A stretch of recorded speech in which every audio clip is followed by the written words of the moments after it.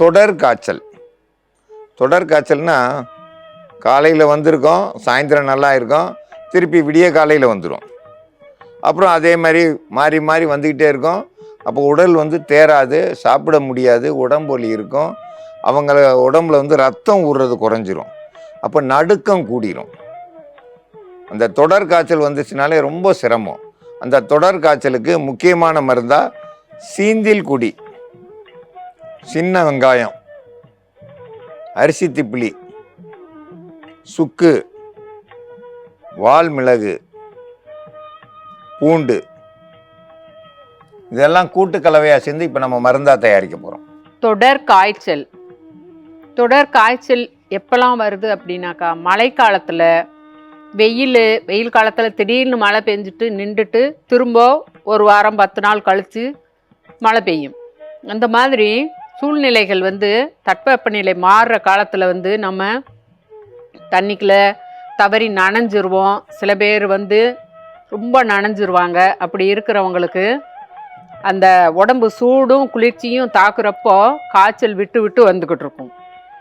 அது எப்படியாப்பட்ட காய்ச்சலாக இருந்தாலும் சரி, இந்த இப்போ மழைக்காலத்தில் வர்ற காய்ச்சல் வந்து விஷக்காய்ச்சலாக இருக்கட்டும், விட்டு விட்டு காய்ச்சல் வர்றதா இருக்கட்டும், இல்லை தொடர்ந்து காய்ச்சல் வந்து இருந்துக்கிட்டே இருக்கும். குழந்தைகளாக இருந்தாக்கா அளவு முறைகளை குறைச்சி கொடுத்துக்கிறலாம்.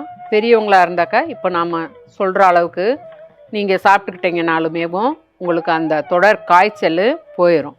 இதுக்காண்டி அந்த காய்ச்சல் இருக்கிறவங்க வாந்தி எடுத்துக்கிட்டு இருப்பாங்க, எதுவுமே சாப்பிட முடியாமல் நொடக்கடிச்சு படுத்துக்கிட்டே இருப்பாங்க. ஒருத்தருக்கு காய்ச்சல் இருக்குதுனாக்கா அடுத்தடுத்து வீட்டில் உள்ள எல்லாருக்குமேவும் தொடர்ந்து காய்ச்சல் வந்துக்கிட்டே இருக்கும்.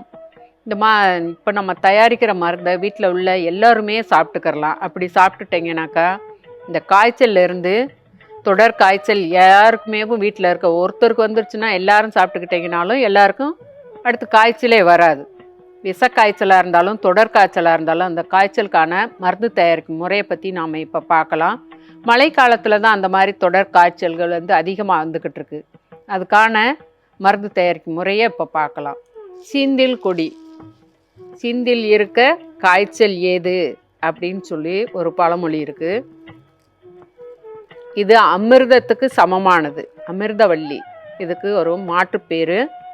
சீந்தில் கொடிக்கு மாற்று பேர் வந்து அமிர்தவள்ளி. இந்த அமிர்தவள்ளி காற்றில் வர ஈரத்தை சுவாசித்து இது நல்லா பயன் தரக்கூடியது. காய்ச்சலுக்கு முக்கியமாக ஞாபக சக்தியும் கூட்டக்கூடியது, நரம்புகளை வலுப்படுத்தக்கூடியது, நம்ம உடம்புல தேவையில்லாத விஷக்கிருமிகளை மோசன் வழியாகவும் சிறுநீர் வழியாகவும் வெளியேற்றக்கூடியது. இதை நல்லா சுத்தம் பண்ணிட்டு ஒரு கைப்பிடி அளவுக்கு எடுத்து அரைச்சி வச்சுக்கிறலாம். நான் அரைச்சி எடுத்து வச்சுருக்கிறேன். சில பேர் வாந்தி எடுத்துக்கிட்டு இருப்பாங்க. சாப்பிட்டது பசிக்காமல் இருக்கும், பசி இல்லாமல் இருக்கும், தொடர்ந்து வாந்தி வந்துக்கிட்டே இருக்கும். அந்த பசியை தூண்டக்கூடியது, கழிவுகளை வெளியேற்றக்கூடியது, சளி அந்த மாதிரி பிடிச்சிருந்துச்சுனாலும் அந்த சளியெல்லாம் வந்து வெளிக்கொண்டு வரக்கூடியது இந்த சுக்கு. சுக்கு கொஞ்சமாக எடுத்துக்கிறலாம். இந்த அளவுக்கு எடுத்துக்கிட்டால் போதும். சுக்கு தொடர் காய்ச்சலாக இருக்கிறவங்களுக்கு உடம்பு வலி அசதி அதிகமாக இருக்கும். அந்த வலியை போக்குறதுக்கு கூட்டு மருந்தாக வந்து திப்பிலி ஒரு 5 திப்பிலி எடுத்துக்கலாம். உடல் வலியை போக்கக்கூடியது திப்பிலி. வால்மிளகு. வாயெல்லாம் வந்து அவங்களுக்கு என்ன சாப்பிட்டாலும் கசந்துக்கிட்டே இருக்கும், வாய் கசப்பாக இருக்கும். அந்த தொடர் காய்ச்சல் இருக்கிறவங்களுக்கு அந்த கசப்பெலாம் வந்து மாற்றிட்டு நான் வறட்சி எடுத்து வறண்டு போயிருக்கும். உமிழ் நீரை வந்து பழையபடிக்கும் சுரக்க வைக்கிறதுக்கு இந்த வால்மிளகு ஒரு 9 மிளகு கூட சேர்த்துக்கிறோம். இதை நல்லா பொடியாக அரைச்சிக்கிறலாம்.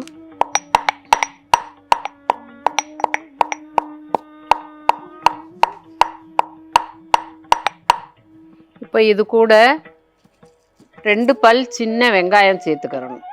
சுக்கு, வால்மிளகு, திப்பிலி 3 முதல்ல வந்து பொடியாக இடிச்சுக்கிறணும். அதுக்கப்புறமா தான் வந்து சின்ன வெங்காயம் கூட சேர்த்துக்கிறணும் 2 பல். இது கூட பூண்டு 2 பல், சின்ன வெங்காயம் 2 பல்.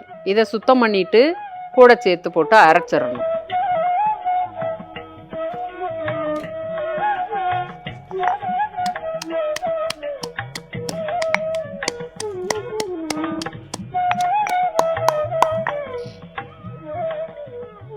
சுக்கு, மிளகு, திப்பிலி, சின்ன வெங்காயம், பூண்டு இது எல்லாம் வந்து நல்லா இடித்த கலவையை 150 மில்லி தண்ணி வெதுன்ற தண்ணியில் கூட கலந்துடலாம்.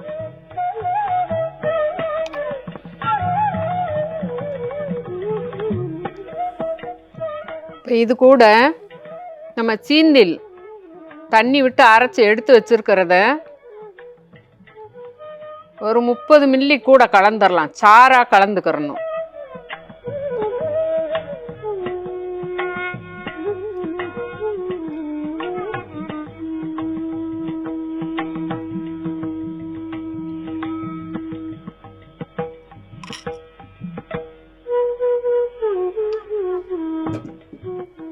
வெதுன்ற தண்ணியில் வந்து நம்ம அந்த சாறு கலக்கிறப்போ அதுலேயே வந்து குடிக்கிறதுக்கு நல்லா இதமாக இருக்கும். அந்த சாறினுடைய தன்மையும் ரொம்ப கொதிக்க வைக்க வேண்டாம், கொதித்த தண்ணியாக இருக்க வேண்டாம். வெதுன்ற தண்ணியில் நம்ம இந்த கலவையை எல்லாத்தையுமே கலந்து, பெரியவங்களாக இருந்தாக்கா 50 மில்லி குடித்தா போதும். 3 வேளையும் குடிக்கணும். தொடர் காய்ச்சல் விட்டு வந்துக்கிட்டு இருக்குனாக்கா அவங்க ஒரு 2 நாளைக்கு காலையில், மதியம், சாயந்தரம் அந்த மாதிரி குடிச்சிருங்க. சாப்பிட்றதுக்கு முன்னால் குடித்தாலும் சரி, சாப்பிட்ட பிறகு குடித்தாலும் சரி, எப்படினாலும் குடிச்சுக்கிறலாம். குழந்தைங்களுக்குன்ற போது ஒரு 20 மில்லி அளவு கொடுத்தா போதும். இது எந்தவித அதிக கசப்பும் இருக்காது, எந்த உரப்பும் இருக்காது. நல்லா ஒரு மூலிகை சூப்பு குடிக்கிற மாதிரி தான் இருக்கும். அதனால் குழந்தைங்களுக்குனாக்கா ஒரு 20 மில்லி அளவுக்கு கொடுத்துருங்க. நல்லா கொஞ்சம் 10 வயசு 20 வயசில் இருக்கிறாங்கனாக்கா அவங்களுக்கு ஒரு 50 மில்லி அளவுக்கு கொடுக்கலாம். பெரியவங்களாக இருந்தாலும் 150 மில்லி வரைக்கும் நீங்கள் கலந்து வச்சுட்டு வீட்டில் இருக்க எல்லாருமே குடிச்சிட்டிங்கனாக்கா அவங்களுக்கு தொடர் காய்ச்சலே வராது. தொடர் காய்ச்சலுக்கு அரிசி திப்பிலி, சுக்கு, சீந்தில், வால்மிளகு, சின்ன வெங்காயம், பூண்டு இது எல்லாத்தையும் ஒன்றா இடித்து ஒரு 150 மில்லி வெந்நீரில் கலந்து வச்சுருக்கோம்.